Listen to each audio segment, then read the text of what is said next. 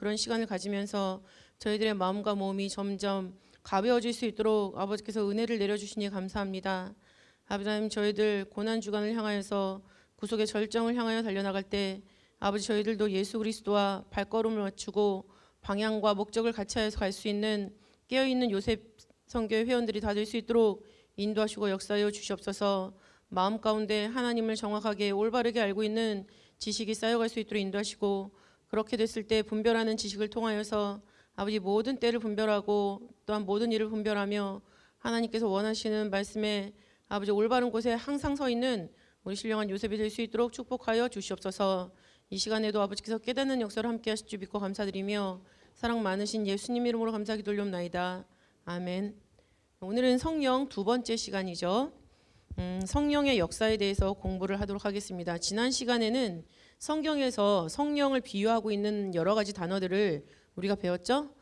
그리고 오늘은 성령, 그런 성령의 역사는 어떤 것인가 라는 걸 볼 텐데, 첫 번째로는 창세기 1장 2절에 나와 있는 말씀을 통해서 여러분들이 유추를 해보면은 첫 번째 성령의 역사는 무엇일까요? 하나님의 창조 역사에 참여하셨다라는 것입니다. 창조 역사. 그래서 창세기 1장 26절을 보시면은 하나님이 가라사대 우리의 형상을 따라 우리의 모양대로 우리가 사람을 만들고라고 기록을 하고 있어요. 그래서 여기서 우리라는 것은 성부, 성자, 성령 삼위일체 하나님께서 모든 창조의 순간에도 역사를 함께 하셨다라는 것을 말씀해주고 있으시죠. 그래서 삼위일체 제3위를 차지하고 있는 성령께서도 창조 역사에 동참을 하셨다라는 것을 우리는 깨달을 수가 있습니다. 그 다음에 두 번째는 베드로서 1장 21절 말씀이에요. 베드로서 1장 21절 말씀 다 같이 읽겠습니다. 시작. 예언은 언제든지 사람의 뜻으로 낸 것이 아니요 오직 성령의 감동하심을 입은 사람들이 하나님께 받아 말한 것임이니라. 성경 기록에 대해서 말씀을 하고 있죠. 그래서 성령의 역사 두 번째는 성경을 기록하셨습니다. 거기서 성경이 어떻게 기록되었느냐라고 했을 때 성령의 감동하심을 입었다라고 말씀을 하고 있어요. 그래서 사람들이 기록한 거긴 한데 성령의 감동하심을 입은 사람들이 기록을 한 거죠. 여기서 성령의 감동하심을 입었다라고 했다는 거는 헬라어 원어로 회로라는 단어를 써요. 회로. 회로의 뜻이 뭐냐면 적용하다, 지도하다라는 의미가 있어요. 그래서 성령의 감동하심을 입었다라는 것은 성령의 적용을 받았고 성령의 지도를 받아서 그 사람들이 성경을 기록했다라는 거죠. 그래서 자기의 생각대로 기록한 것이 아니라 성령 하나님께서 가르쳐 주신 대로 성경을 기록했다라는 것을 알 수가 있습니다. 그다음에 세 번째 고린도전서 12장 3절 말씀이죠. 고린도전서 12장 3절 말씀 읽겠습니다. 시작. 그러므로 내가 너희에게 알게 하노니 하나님의 영으로 말하는 자는 누구든지 예수를 저주할 자라 하지 않고 또 성령으로 아니하고는 누구든지 예수를 주시라 할 수 없느니라. 자, 말씀을 읽어보니까 성령은 어떤 역할을 하십니까? 예수 그리스도를 나의 구주로 고백을 하게 하시죠. 그래서 우리가 예수님을 믿고 또 이 교회에 나와서 예배를 드리고 있다라는 것은 바로 성령의 이끌림을 받아서 성령의 역사로 이 자리에 계신 것이고, 그다음에 이 자리에 계신 것 자체가 성령으로 말미암아 우리가 예수를 주로 고백한 그 결과로 앉아 있다라는 것이죠. 그래서 성령의 역사 세 번째는 예수 그리스도를 나의 구주로 고백하게 하시는 그런 역사를 우리에게 해주십니다. 그다음에 네 번째 읽겠습니다. 시작. 성령이 친히 우리 영으로 더불어 우리가 하나님의 자녀인 것을 증거하시나니 라고 말씀하고 있습니다. 이것은 그 앞에 있는 로마서 8장 15절과 같이 읽으면 훨씬 더 이해가 빠르죠. 제가 읽어드리면 로마서 8장 15절 말씀에는 너희는 다시 무서워하는 종의 영을 받지 아니하였고 양자의 영을 받았으므로 아바 아버지라 부르짖느니라 라고 하면서 16절이 나오는 거거든요. 그래서 16절에서는 성령이 우리로 하여금 하나님의 자녀인 것을 증거해 주신다라고 했는데 그 성령을 로마서 8장 15절에서는 양자의 영이라고 얘기를 했어요. 그래서 로마서 8장 15절 16절 말씀을 공동 번역으로 읽어드리면 요약해서 이런 내용이죠. 여러분이 받은 성령은 여러분을 하나님의 자녀로 만들어 주시는 분입니다. 그 성령에 힘입어 하나님을 아빠, 아버지라고 부릅니다. 바로 그 성령께서 우리가 하나님의 자녀라는 것을 증명해 주십니다. 라고 말씀을 해주고 계세요.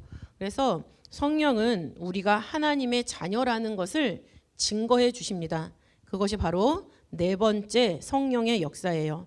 우리가 하나님의 자녀임을 증거하신다. 그리고 참고로 갈라디아서 4장 6절도 적어 놓으시면 그 말씀은 어떤 말씀이냐면 갈라디아서 4장 6절 너희가 아들인 고로 하나님이 그 아들의 영을 우리 마음 가운데 보내사 아바 아버지라 부르게 하셨느니라 라고 말씀을 하고 있죠. 그래서 아들의 영이라는 것은 예수 그리스도의 영이에요. 그런데 우리가 성령의 이름을 공부했을 때 그 성령은 아버지의 성령이기도 하지만은 그리스도의 성령이라고도 말씀을 드렸죠. 그래서 결과적으로는 말씀의 영이라고 배웠습니다. 그렇기 때문에 여기서는 아들의 영이라고 표현됐지만 이것은 사실은 성령을 말하는 것이죠. 그 성령이 우리 마음속에 있기 때문에 우리가 하나님을 아버지라고 고백을 할 수가 있는 거죠. 그래서 갈라디아서 4장 6절 말씀도 그 4번 성경 구절에 같이 보시면 될 거고요. 그 다음에 5번째 어떤 역사를 하시는가, 이건 우리가 너무나 잘 알고 있는 구절이죠.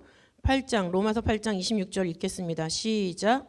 이와 같이 성령도 우리 연약함을 도우시나니 우리가 마땅히 빌 바를 알지 못하나 오직 성령이 말할 수 없는 탄식으로 우리를 위하여 친히 간구하시느니라 라고 말씀을 하고 계세요. 그래서 성령의 역사는 뭐냐면 우리를 위해 기도하시는 거죠. 우리를 위해 기도하신다. 근데 사실은 뭐냐면 하나님과 우리 사이를 중재하시는 거예요. 하나님과 우리 사이를 중재하시는 것이고 하나님한테 우리를 변호해 주시는 거죠. 또 우리가 사단은 우리가 죄가 있다고 날마다 참소를 하는데 하나님은 그렇지 않다. 얘가 무슨 일이 있다라고 하면서 죄에 대해서 탄원을 해주시는 그런 일을 성령이 해주신다라는 거예요.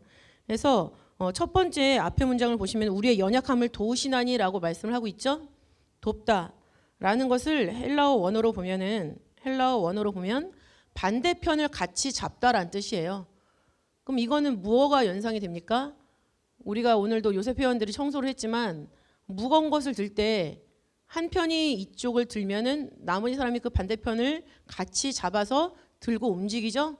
그래서 그런 의미에 우리가 너무나 무거운 죄를 이렇게 낑낑거리고 들고 있을 때 그걸 들 수 있게 이 반대편에서 같이 들어주시는 그런 역할을 성령이 해주신다라는 거죠.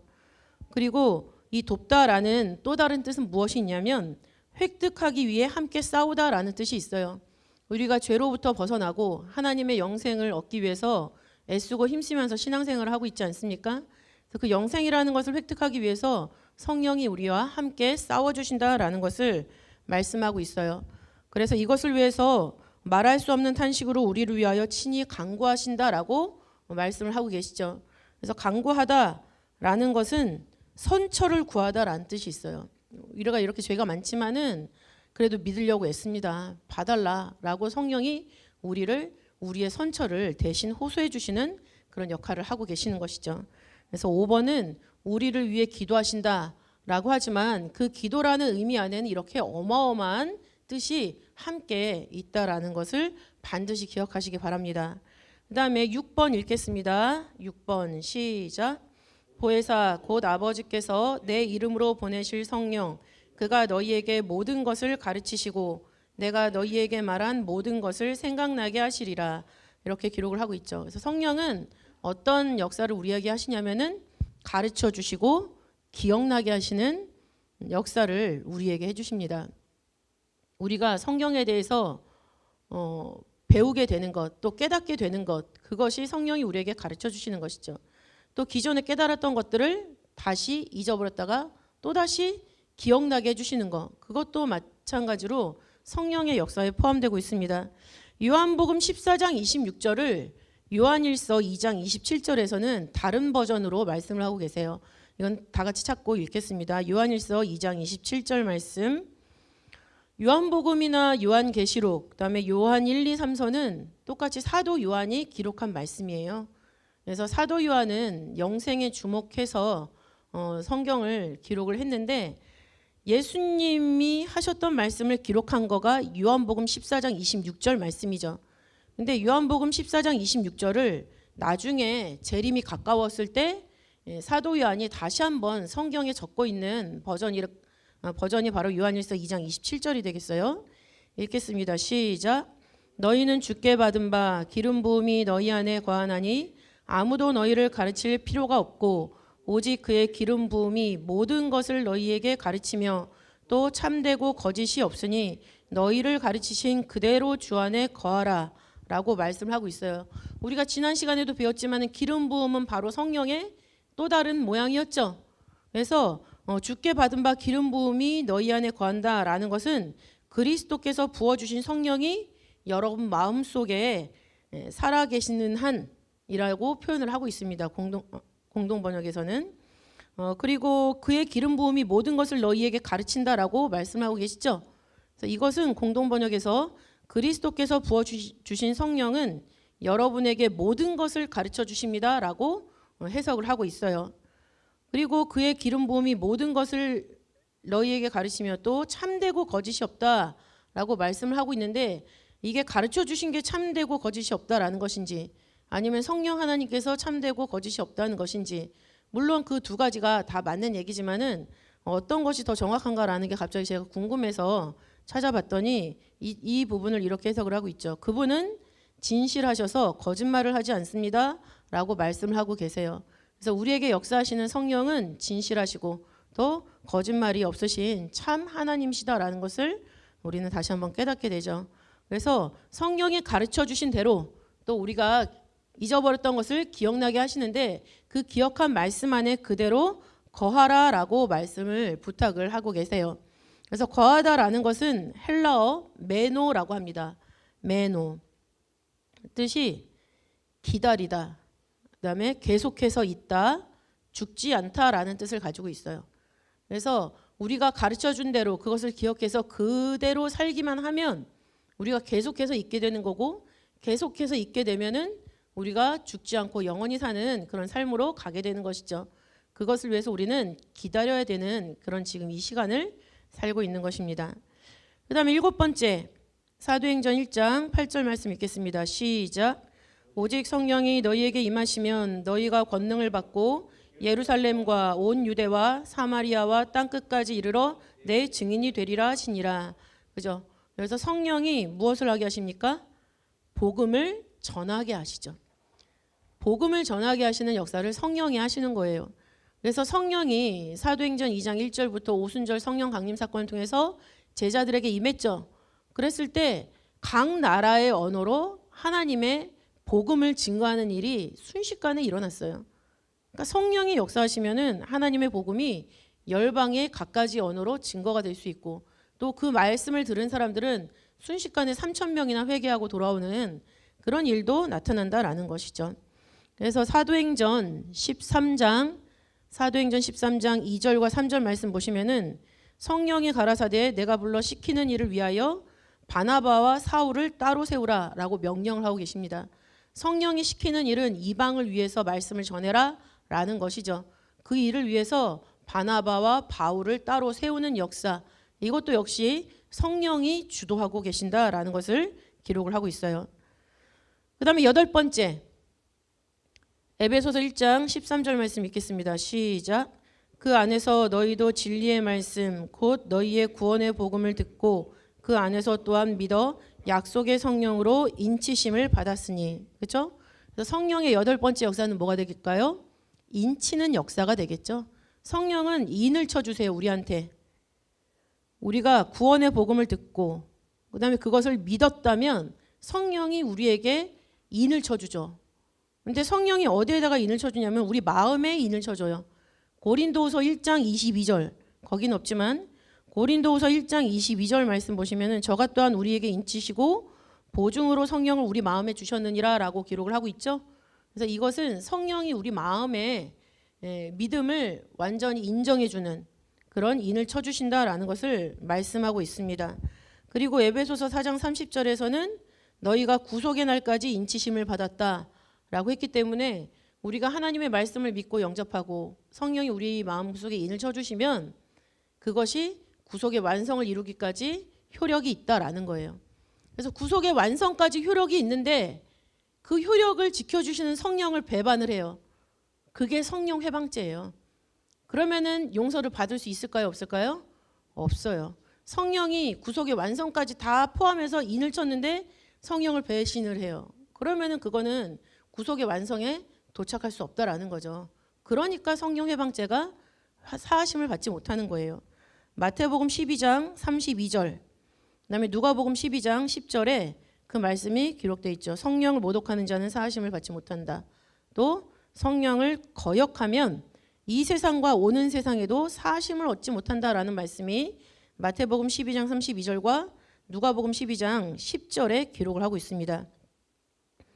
예수님도 하나님의 인치신 자로 오셨죠. 요한복음 6장 27절 말씀 보시면 인자는 아버지 하나님의 인치신 자니다 라고 나와 있습니다. 그리고 이렇게 하나님한테 우리가 인을 받지만 인 받는 모습이 마지막 계시록에 최종적으로 몇 명으로 나오죠? 14만 4천이 나와요. 근데 우리가 출애굽할 때나 또 인구 계수할 때 보면은 이스라엘 백성들의 인구들이 늘었다 줄었다 한단 말이죠. 그리고 각 지파마다 그 숫자가 달라요. 그런데 계시록 때 하나님이 각 지파마다 인을 쳐주실 때는 각 지파에 인 맞는 사람들의 수가 어때요? 똑같아요. 12,000명. 12,000명이 12지파가 맞으니까는 14만 4천이 되는 거죠. 그래서 계시록 7장 3절부터 8절까지 말씀을 보시면은 각 지파마다 인치는 역사가 나오는 거죠. 그래서 우리가 하나님의 말씀을 듣고 믿고 인정하고 또 그거대로 생활의 열매를 맺어갈 때 그것이 바로 계시록 7장 인 맞는 역사로 이어져요. 그러면 하나님한테 우리가 인만 받느냐, 우리는 하나님께 해드릴 게 없느냐라고 했을 때 우리도 하나님께 인을 쳐드려야 된다라는 말씀이 있습니다. 요한복음 3장 33절이죠. 요한복음 3장 33절 말씀을 제가 읽어드리면 이렇게 기록을 하고 있어요. 그의 증거를 받는 이는 하나님을 참되시다 하며 인쳤느니라 라고 기록을 하고 있어요. 그의 증거를 받는 이는 하나님을 참되시다 하여 인쳤느니라. 이것을 공동번역에서는 이렇게 번역을 하고 있죠. 그분의 증언을 받아들이는 사람은 하나님께서 참되시다는 것을 확증하는 사람이다. 그러니까 우리가 하나님께 인쳐드리는 방법은 뭐예요? 하나님 아버지의 말씀을 들었을 때 그것을 믿음으로 받아들이는 거. 믿음으로 받아들이는 순간 내가 하나님한테 인쳐드리는 순간이에요. 그러니까 우리가 받기만 하는 게 아니라 해드리는 것도 있어야 돼요. 그래야만 계시록 7장 2절부터 8절에 기록되는 14만 4천이 될 수가 있는 것이죠. 그래서 성령의 역사는 우리를 하나님의 백성으로 만들어 주시기 위해서 이 모든 역사를 진행을 하고 계세요. 창조 역사에 참석하셨고 또 성경을 통해서 하나님의 세계 또 당신을 증거하기 위해서 성경을 기록하셨고 또 예수님을 우리의 구주로 고백하게 하셨고 그래서 우리가 하나님의 자녀가 되었고 우리를 위해 기도하시고 선처를 구하시고 계시죠. 그러면서 우리가 배운 모든 것들을 가르치고 기억나게 하시고 또 가르치고 배우고 기억난 만큼 우리로 하여금 복음을 증거하게 하시고 또 그것에 대해서 인쳐주시고 이런 모든 역사가 일관성 있게 우리의 어떤 신앙의 로드처럼 펼쳐지고 있다라는 것이죠.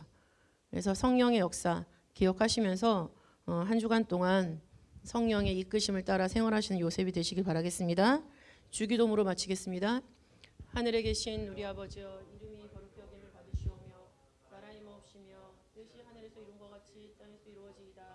오늘날 우리에게 일용할 양식을 주옵시고 우리가 우리에게 죄 지은 자를 사하여 준 것 같이 우리의 죄를 사하여 주옵시고 우리를 시험에 들게 하지 마옵시고 다만 악에서 구하옵소서. 대개 나라와 권세와 영광이 아버지께 영원히 있사옵나이다. 아멘.